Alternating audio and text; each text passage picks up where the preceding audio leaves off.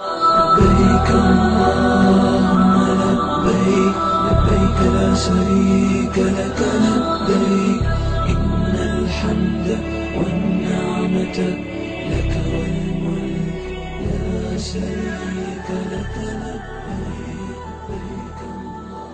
لبيك کائنات علیہ السلام سے پوچھا گیا اللہ کے رسول، ابن ماجہ ترمذی مسند احمد کی حدیث ہے، عقل مند کون ہے؟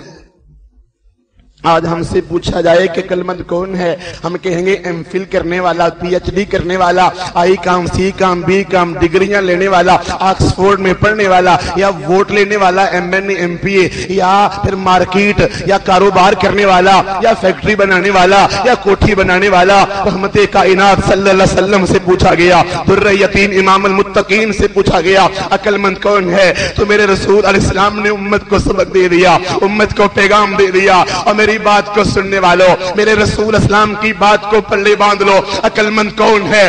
اپنے پورے قصور شہر میں یہ حدیث پھیلا دو، عقل مند کون ہے، دنا کون ہے؟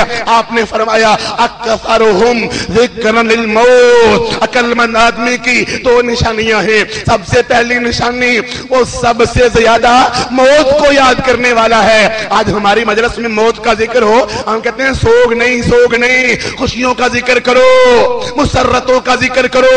فرمایا سب سے زیادہ موت کو یاد کرنے والا، وَأَحْسَنُهُمْ اسْتِعْدَادًا لِمَا بَعْدَ، اور جو موت کے بعد زندگی ہے اس کی سب سے بہتر تیاری کرنے والا ہے۔